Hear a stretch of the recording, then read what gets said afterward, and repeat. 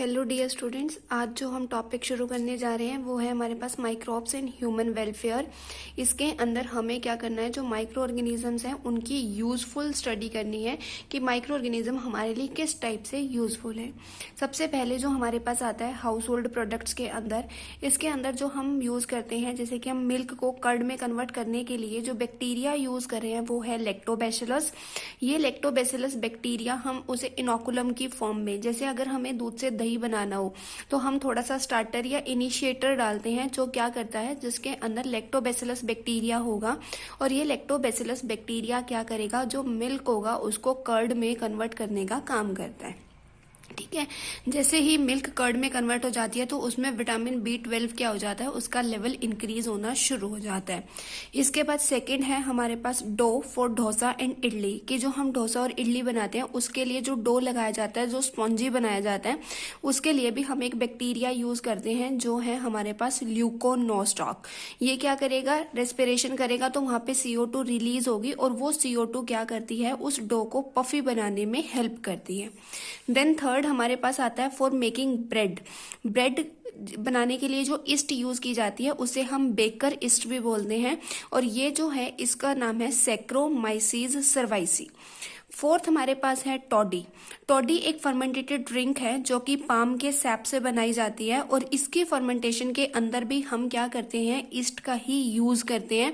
और टॉडी एक फर्मेंटेटेड ड्रिंक होगी जो फर्मेंटेशन से बनाई जा रही है। देन ईस्ट को फर्मेंटेशन और चीजों की में भी यूज किया जाता है, जैसे कि फिश की फर्मेंटेशन के अंदर, सोयाबीन की फर्मेंटेशन के अंदर, जो टोफू बनाया जाता है, बैम्बो शूट्स के अंदर, इनकी फर्मेंटेशन के लिए भी हम ईस्ट का ही यूज करते हैं। देन हमारे पास है चीज। चीज हमारे पास अलग अलग टाइप के हो सकते हैं, जैसे कि आपकी बुक में जो NCERT में दिया है that is Swiss cheese and Roquefort cheese. Swiss चीज जो है ये बैक्टीरिया की हेल्प से बनाया जाता है, और जो बैक्टीरिया यूज किया जा रहा है वो है प्रोपेनोई बैक्टीरिया शार्मानी। और जो चीज रॉकफोर्ट चीज है, रॉकफोर्ट चीज जो फंजाई की हेल्प से बनाया जाता है, और इसमें जो फंजाई यूज की जा रही है वो है पेनिसिलियम रॉकफोर्टाई। इसके अंदर आपको ये भी पता होना चाहिए कि वो बैक्टीरिया है, फंजाई है, ईस्ट है, और उसके बाद उसका नाम भी पता होना चाहिए। जैसे हमने चीज दो अलग अलग टाइप के बनाए, तो डिपेंडिंग अपॉन कि क्या यूज किया जा रहा है, चीज अलग अलग टाइप के हो सकते हैं, उनका फ्लेवर अलग हो सकता है, क्योंकि हमने क्या किया, बैक्टीरिया भी यूज कर सकते हैं या फिर हम फंजाई भी यूज कर सकते हैं। देन जो माइक्रो ऑर्गेनिज्म का यूज हमारे पास आता है वो आता है इंडस्ट्रियल प्रोसेसेस के अंदर। इंडस्ट्रियल प्रोसेस में जो हम यूज करते हैं, सबसे पहले हमारे पास आती है बिवरेजेस। जो अल्कोहलिक बिवरेजेस बनाई जाती हैं उनके लिए भी हम क्या करते हैं, माइक्रोब्स का ही यूज करते हैं। लेकिन जो अल्कोहलिक बिवरेजेस बनाई जा रही है वो इंडस्ट्रियल स्केल पर बनाई जाती है, मतलब कि एक लार्ज स्केल पे प्रोडक्शन की जाती है, तो उनके लिए कुछ स्पेशल टाइप के बड़े बड़े वेसल्स यूज किए जाते हैं जिनको हम बोलते हैं फर्मेंटर्स। ये फर्मेंटर्स क्या है, ये वो लार्ज वेसल्स हैं जिनके अंदर इंडस्ट्रियल स्केल के ऊपर अल्कोहल की प्रोडक्शन की जाती है, वो फर्मेंटर्स होंगे, जैसे कि वाइन, बियर, विस्की, ब्रेंडी और रम। इसके अंदर जो हम ईस्ट यूज करते हैं वो है सैक्रोमाइसीज सर्वाइसी, जो हम पहले कहाँ यूज कर चुके हैं, जो हम पहले बेकर ईस्ट में भी यूज कर चुके हैं, और इसी ईस्ट को हम क्या बोलते हैं, ब्रूअर ईस्ट भी बोल देते हैं। इसे फर्मेंटेशन में यूज किया जाता है, क्योंकि फर्मेंटेशन करके ही क्या बनाई जाती हैं, बिवरेजेस बनाई जाती हैं। जैसे कि किसकी फर्मेंटेशन की जाती है, जो माल्टेड सिरल्स होंगे, फ्रूट जूसेस होंगे, जैसे ग्रेप्स का जूस हो गया, इनसे इथेनॉल की प्रोडक्शन करने के लिए क्या किया जाता है, इस ईस्ट को यूज किया जाता है। अब हमारे पास अल्कोहलिक ड्रिंक दो तरीके से बनाई जा सकती है, या तो डिस्टिलेशन के साथ या बिना डिस्टिलेशन के। तो इसके बेस पे क्या हो सकते हैं, जो अल्कोहलिक ड्रिंक है वो हमारे पास दो टाइप की हो सकती है, with distillation and without distillation. With distillation जो बनती है, जैसे कि विस्की, ब्रेंडी, रम, इनके अंदर क्या होगा, अल्कोहल की कॉन्सेंट्रेशन ज्यादा होगी, और जो विदाउट डिस्टिलेशन बनाई जाती हैं इनके अंदर अल्कोहल की कॉन्सेंट्रेशन थोड़ी कम होगी। जैसे कि वाइन, बियर में लगभग 3 से 6% अल्कोहल होती है, और वाइन में लगभग 9 to 10% अल्कोहल देखी जाती है। इसके बाद इंडस्ट्री में ही जो हमने पहला बिवरेजेस पढ़ा, इसी में दूसरा हमारे पास आ जाता है एंटीबायोटिक प्रोडक्शंस। एंटीबायोटिक क्या होती है, हमें पता है कि एंटीबायोटिक के बिना हमारी लाइफ सर्वाइव नहीं कर सकती, क्योंकि एंटीबायोटिक के हमारी बहुत सारी डिजीज ऐसी हैं जिन्हें ट्रीट करने के लिए एंटीबायोटिक का यूज किया जाता है। तो एंटीबायोटिक्स क्या है? Antibiotics are the chemical substances which are produced by some microbes and can kill and retard the growth of other microbes. कि कुछ माइक्रो ऑर्गेनिजम्स हैं जो क्या करते हैं, कुछ केमिकल सिक्रीट करते हैं, वो केमिकल किसी दूसरे माइक्रो ऑर्गेनिज्म की, और स्पेशली कौन से माइक्रो ऑर्गेनिज्म, वो जो हमारे लिए पैथोजन है। पैथोजन का मतलब जो हमारे अंदर डिजीज कोज करा रहे हैं, उनकी ग्रोथ को रिटार्ड करते हैं।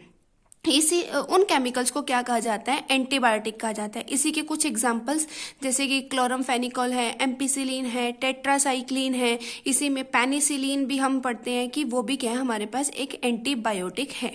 जो सबसे पहली एंटीबायोटिक डिस्कवर की गई थी वो थी पेनिसिलिन, जो किससे निकाली गई थी? जो कि पेनिसिलियम नोटेटम से निकाली गई थी।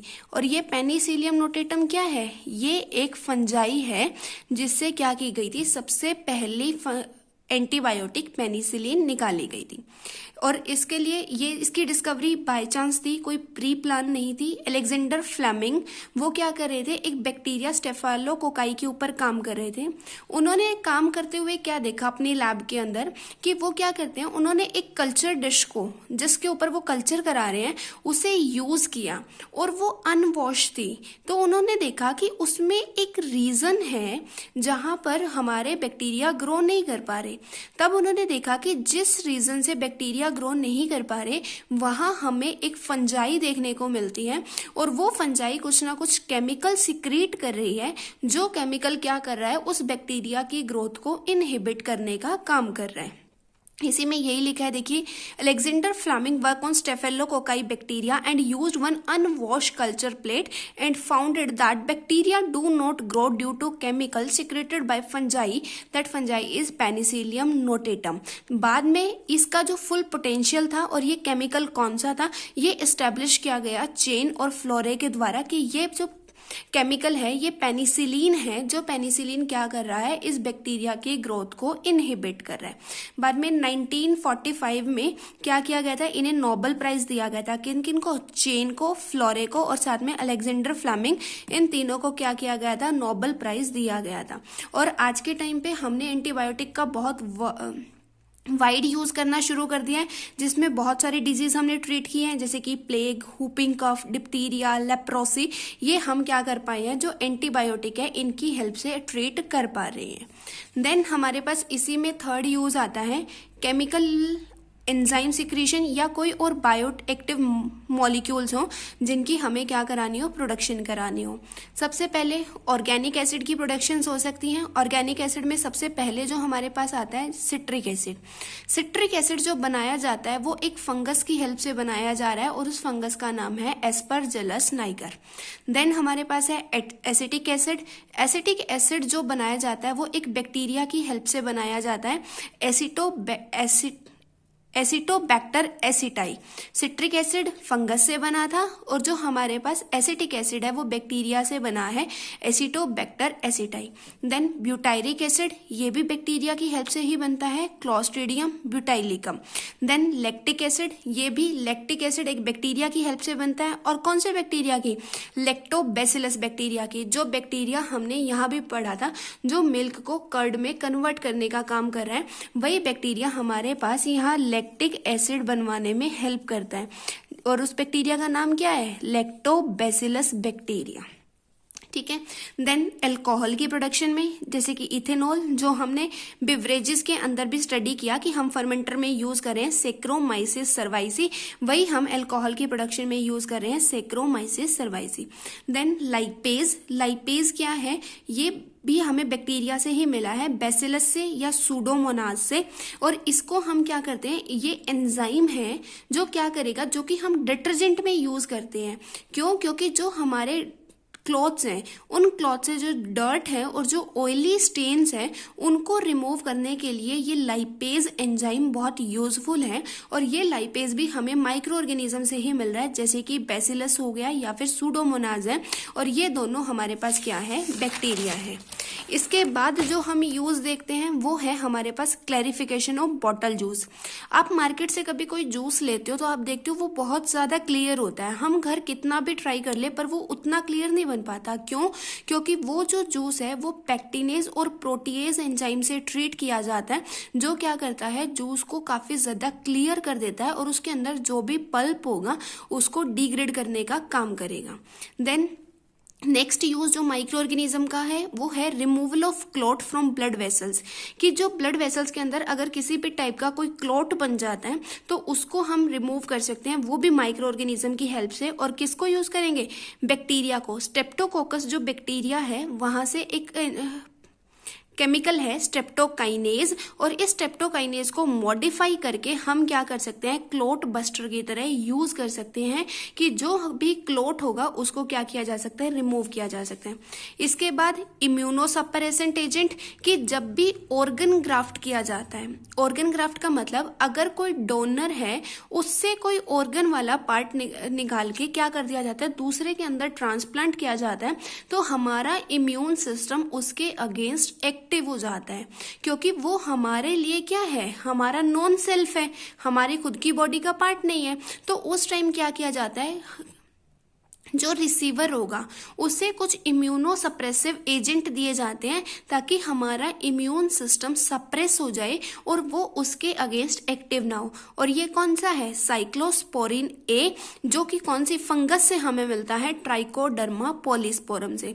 देन हमारे पास है ब्लड कोलेस्ट्रॉल लॉवरिंग एजेंट्स, कि जो हमारे ब्लड के अंदर कोलेस्ट्रॉल का लेवल कम करते हैं। इसमें जो यूज है स्टैटिन, स्टैटिन कहाँ से मिलता है, ईस्ट से मिलता है, जो है मोनास्कस परप्यूरिस। और ये क्या करता है, जो स्टैटिन है, जो कोलेस्ट्रॉल फॉर्मिंग एंजाइम है ना, जो कोलेस्ट्रॉल की सिंथेसिस करा रहा है, उसके लिए कॉम्पिटिटिव इनहिबिटर का काम करता है, कि ये क्या करेगा, जो एंजाइम है जो सिंथेसाइज करता है उसको इनहिबिट कराने का काम करता है कॉम्पिटिटिवली, जिसकी वजह से क्या हो जाता है, वहां पे कोलेस्ट्रॉल सिंथेसाइज नहीं हो पाता। और कोलेस्ट्रॉल अगर सिंथेसाइज नहीं होगा तो हमारे ब्लड के अंदर कोलेस्ट्रॉल का लेवल कम रहेगा। तो ये जो हमने अभी तक यूजेस देखे माइक्रो ऑर्गेनिजम्स के, इनके अंदर पहले हमने हाउस होल्ड प्रोडक्ट्स में यूज देखे, देन इंडस्ट्रीज में देखा, इंडस्ट्री में हमने अल्कोहल बिवरेजेस पढ़ी, देन एंटीबायोटिक देखा, उसके बाद हमारे पास कुछ केमिकल्स आए, एंजाइम्स आए, और इसके अलावा बायोएक्टिव मॉलिक्यूल्स आए। इसी में हमने ब्लड वेसल से ब्लड क्लॉट रिमूवल देखा, इम्यूनोसप्रेसेंट, ब्लड कोलेस्ट्रॉल लेवल देखा। इसके बाद जो हमारे पास आता है वो है माइक्रोब इन सीवेज ट्रीटमेंट, कि हम सीवेज ट्रीटमेंट में इसको कैसे यूज कर रहे हैं। ये टॉपिक हम अपनी नेक्स्ट वीडियो में कवर करेंगे। अगर आपको इसमें कोई भी डाउट हो तो आप मुझे कमेंट सेक्शन में बता सकते हैं।